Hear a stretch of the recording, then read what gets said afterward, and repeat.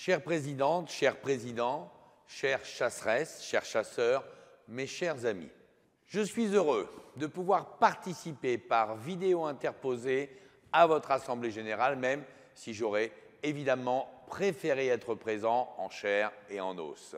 Je tiens à vous adresser ces quelques mots. Ils traduisent bien sûr ma prise de parole lors du congrès de la FNC qui s'est déroulé à Reims les 6 et 7 mars dernier. Mes amis, je crois qu'on sera tous d'accord sur ce constat. L'écologie politique ne sert à peu près à rien. Elle s'est coupée par électoralisme de ceux qui vivent dans la nature, qui la font vivre et qui, eux, ont des solutions, si on prenait simplement le temps de les écouter et surtout de les entendre. Cette écologie dogmatique ne permet plus de débattre. Ne pas être d'accord, ce n'est pas grave. Ne plus pouvoir faire valoir des points de vue différents est un vrai danger pour notre démocratie. Et comme si cela ne suffisait pas, certaines ONG et associations fabriquent des activistes délinquants et violents qui sont fiers d'être en garde à vue après avoir blessé des forces de l'ordre ou même ravagé des cultures agricoles. Ces groupuscules ou collectifs d'individus qui ne représentent qu'eux-mêmes, qui ne soulèvent pas grand-chose en termes d'idées, mais partent du principe que la violence est dorénavant le seul moyen de se faire entendre. Pour compléter le tableau, nos modes de vie de ruraux sont aussi tributaires du bon vouloir de quelques technocrates européens qui théorisent la nature et considèrent la chasse comme l'une des principales menaces pour la biodiversité, malgré toutes les preuves manifestes du contraire. Bon, je dois vous l'avouer, plus on m'accuse d'être un mauvais citoyen, voire un salaud de chasseur, et plus je me dis que j'ai raison de résister à ce qu'on veut m'imposer. N'est pas irréductible le Gaulois qui veut, eh bien, moi j'en suis un, et je le resterai jusqu'à mon dernier souffle.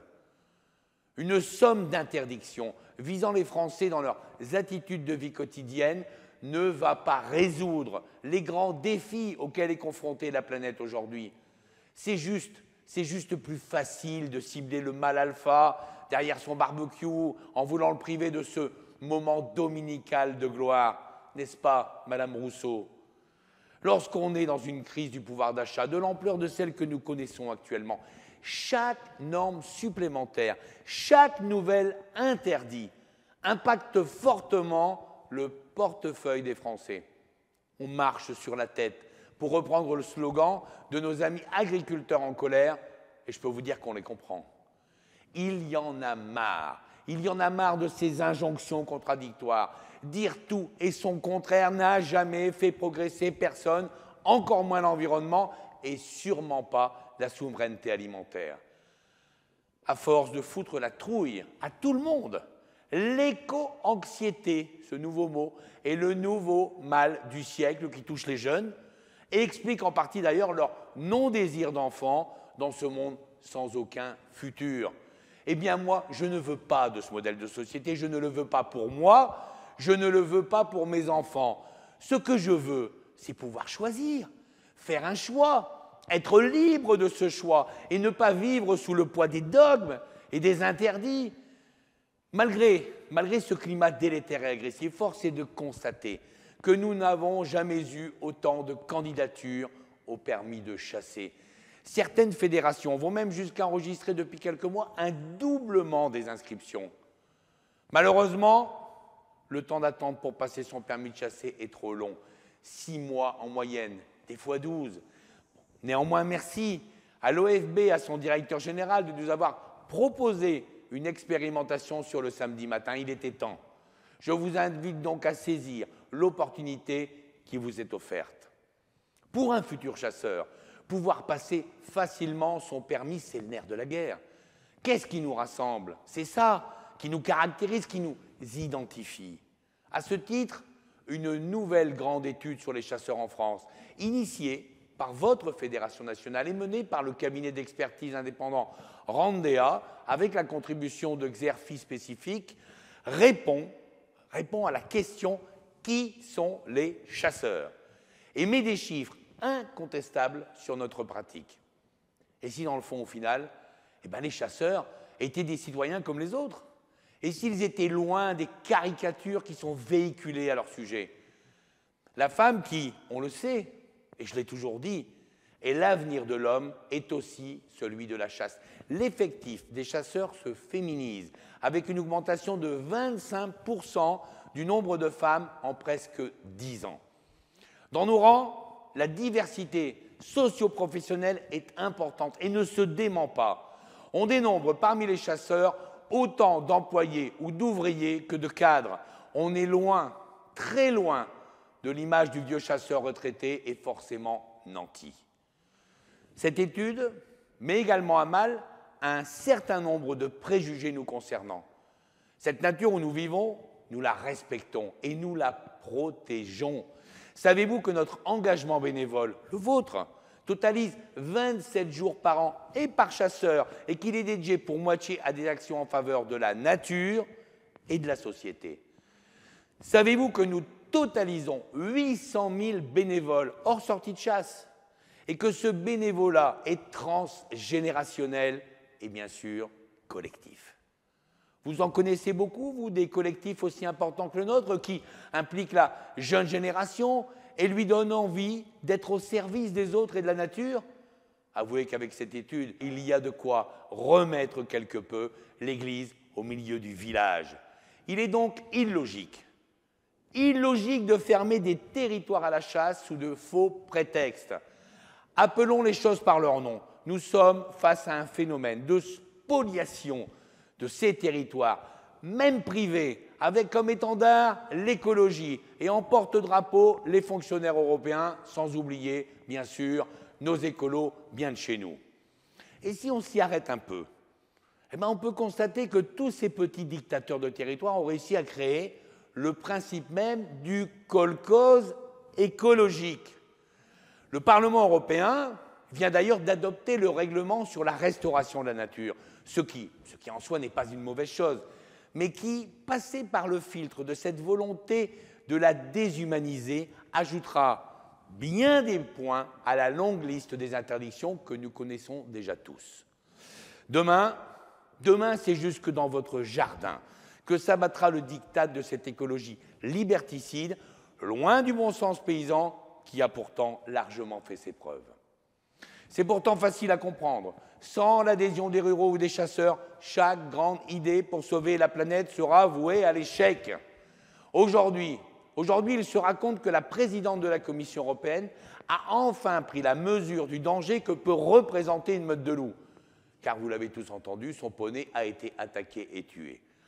La Commission européenne vient donc de proposer de déclasser le loup de son statut actuel de protection stricte.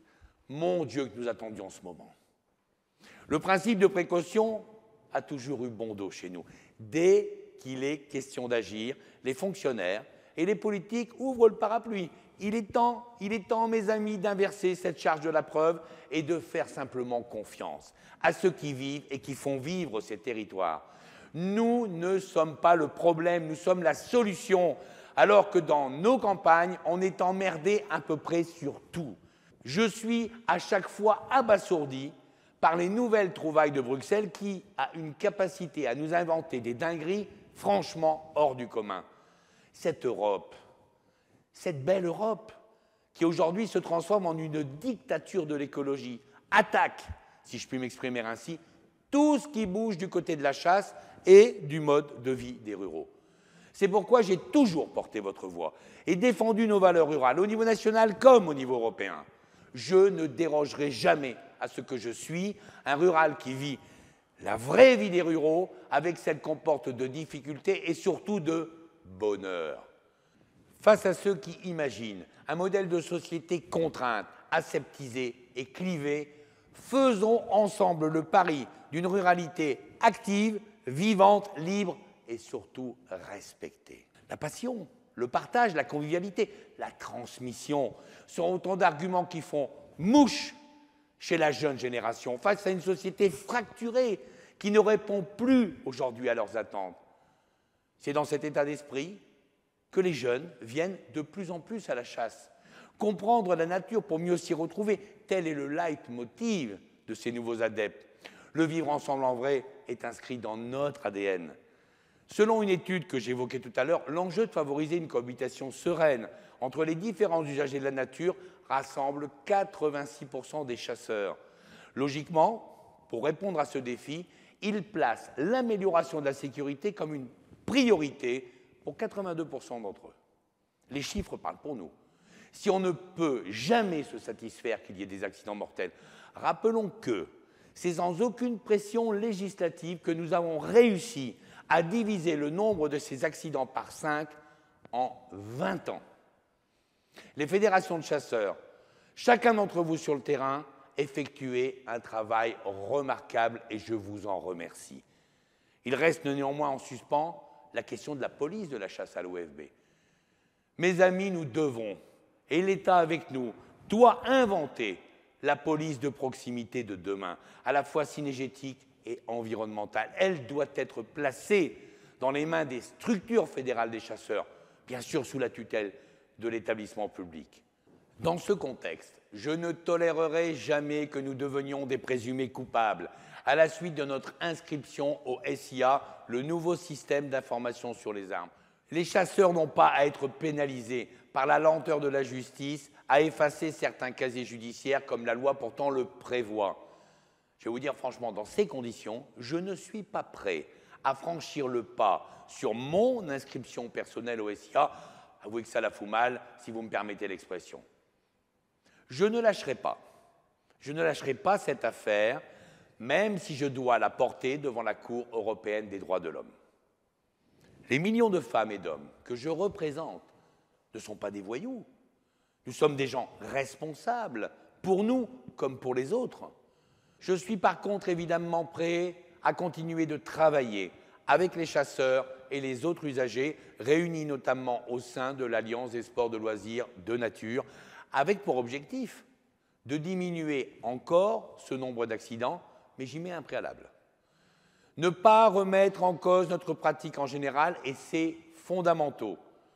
La sécurité, si elle est notre première préoccupation, ne doit en aucun cas devenir un frein à l'exercice de la chasse, et j'y veillerai. Il y a une ligne rouge que je refuse de franchir, celle de remettre fondamentalement en cause notre liberté de pratiquer, là où on en a le droit, cette activité qui s'appelle la chasse et qui est populaire. Oui, populaire n'est pas un gros mot, et je m'opposerai toujours à toute dérive élitiste de notre pratique. Et cerise sur le gâteau, ce sont les chasseurs qui payent encore et toujours les dégâts de gibier, alors que notre chasse devrait être considérée comme d'utilité publique, défiscalisable au temps passé pour l'intérêt collectif, voire même avec un petit billet pour service rendu à la nation. Franchement, ce ne serait pas exagéré. Nos prétentions dans le domaine seront moindres, puisque nous demandons simplement à ne plus avoir à payer les dégâts de gibier en faisant les poches de nos chasseurs. Vous l'avez compris, mes amis, voilà ma feuille de route pour ces prochains mois. J'ai bon espoir d'avancer rapidement avec les représentants des agriculteurs qui sont conscients que, sur la question des dégâts de gibier, l'équation financière actuelle n'est plus pérenne. Je le répète souvent, pour défendre notre mode de vie rural, il nous faut devenir des combattants de notre cause. Notre avenir en dépend. Le flamand artésien que je suis, les deux pieds dans la terre, ancré dans mon territoire et fort de ses valeurs rurales, n'a pas d'autre message à vous dire que celui de la résistance. Mes amis, entrons en résistance contre ce monde qui ne respecte plus grand-chose de nos traditions, contre cette pseudo-modernité anti-humaniste qui voudrait nous couper de ce que nous sommes, nous, ruraux, conscients de la richesse d'un terroir et de cette terre qui est notre bien commun. La chasse est un art populaire que nous devrons défendre. La chasse est un art de vivre. Soyez fiers, mes amis, de ce que vous êtes, de ce que nous sommes, et ne laissons personne nous dire le contraire. Oui, la chasse et la ruralité ont encore de beaux jours devant elles, à la condition de s'assumer en tant que telles. C'est pourquoi la plus petite parcelle de notre chasse doit être défendue, car l'avenir de tout le reste en dépend. Aucune personne, mais qu'elle soit de la ville ou de la campagne, ne peut accepter une telle remise en cause de son identité. Alors mes amis, ce n'est pas le moment de renoncer à ce que nous sommes, à ces valeurs que nous portons fièrement et qui seront demain, j'en suis sûr, une référence pour beaucoup. C'est donc à nous et à nous seuls de relever les défis qui sont devant nous. Mes amis, c'est ensemble, unis, au-delà de nos différences, que nous défendrons notre liberté de vivre et d'espérer. Vive la chasse et la ruralité. Bonne fin d'Assemblée générale. Je vous remercie.